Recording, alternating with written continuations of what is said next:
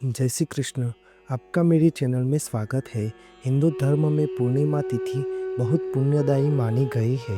हर माह की शुक्ल पक्ष की पूर्णिमा तिथि पर भगवान विष्णु के संग माता लक्ष्मी तथा भगवान श्री सत्यनारायण और चंद्रदेव की पूजा अर्चना करने का विशेष महत्व माना गया है। पौष पूर्णिमा की तिथि पर चंद्रमा अपनी 16 कलाओं से परिपूर्ण दिखाई देता है। पौष माह की पूर्णिमा तिथि का व्रत 13 जनवरी 2025 यानी कि सोमवार के दिन मनाया जाएगा।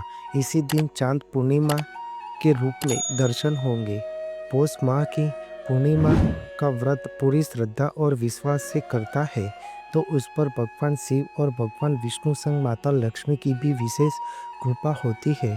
13 जनवरी को पौष माह की पूर्णिमा तिथि के दिन से प्रयागराज में गंगा और यमुना के तट पर महाकुंभ का शुभारंभ होगा, जिसका समापन 25 फरवरी को होगा। महाकुंभ हर 12 साल में एक बार लगता है और एक पूर्ण कुंभ 144 सालों में एक बार लगता है।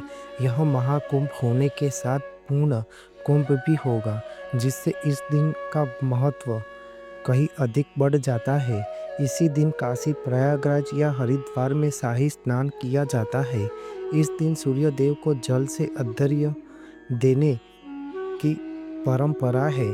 धार्मिक मान्यताओं के अनुसार पौष पूर्णिमा के दिन सूर्य और चंद्रमा दोनों की पूजा करने से जीवन की समस्त बाधाएं दूर होती है और मनोवांछित फलों की प्राप्ति होती है। मान्यता है कि पौष पूर्णिमा व्रत कथा सुनने या पढ़ने से भगवान श्री हरि विष्णु की असीम कृपा प्राप्त होती है। पौष माह की पूर्णिमा की कथा इस प्रकार है कि पौराणिक कथा अनुसार कटक नगर में धनेश्वर नाम का एक ब्राह्मण और उनकी पत्नी रूपवती रहते थे। इस ब्राह्मण जोड़े के पास धन संपत्ति किसी चीज की कमी नहीं थी, लेकिन फिर भी वह दुखी रहते थे। ऐसा इसलिए क्योंकि वह निसंतान थे। एक दिन इनके शहर में एक संत महाराज आए। संत महाराज ने उस शहर में मौजूद हर घर से दान दक्षिणा मांगी, लेकिन धनेश्वर के घर से उन्होंने कुछ नहीं मांगा। इसलिए धनेश्वर सोचने लगा कि संत महात्मा हमारे ही घर क्यों नहीं आए। ऐसा क्या हुआ कि हमारे घर आने से वह वापस लौट गए।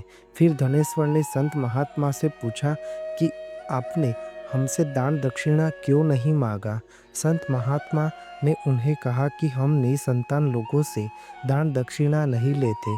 संत महात्मा की बात सुनकर धनेश्वर को अत्यंत दुख हुआ, लेकिन उन्होंने संत महात्मा का आशीर्वाद लिया और पूछा कि कृपा करके हमें कोई ऐसा उपाय बताइए जिससे हमें संतान की प्राप्ति हो।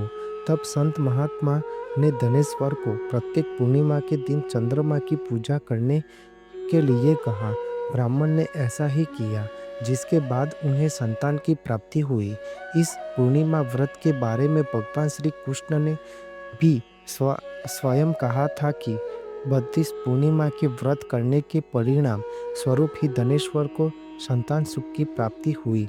ऐसे में जो कोई भी व्यक्ति इस 32 पूर्णिमा व्रत का पालन करता है, उन्हें संतान सुख की प्राप्ति अवश्य होती है। धार्मिक मान्यता अनुसार पूर्णिमा की तिथि पर भगवान सत्यनारायण की कथा वार्ता का विशेष महत्व है। इसी दिन घर पर ही स्वयं श्री सत्यनारायण की कथा वार्ता का श्रवण जरूर करना चाहिए। इस दिन जरूरतमंद व्यक्ति को मदद या ब्राह्मण को दान दक्षिणा जरूर देना चाहिए, जिससे पुण्य फल और मोक्ष की प्राप्ति होती है। भगवान विष्णु की कृपा सदैव बनी रहती है। इस पूर्णिमा तिथि पर वस्त्रदान, अन्नदान, जरूरियातमंद को यथाशक्ति दान दक्षिणा देना चाहिए। भक्ति भाव से ब्राह्मण को भोजन और शक्कर के साथ तिल का दान करने से पापों का नाश होता है। इस पूर्णिमा व्रत के साथ साथ उनकी सभी मनोकामनाएं पूर्ण होती है। आपको मेरी यह माहिती अच्छी लगी हो तो मेरी चैनल को लाइक, शेयर, कमेंट, सब्सक्राइब करें और बेल आइकन को दबाना ना भूलें। जय स्वामीनारायण।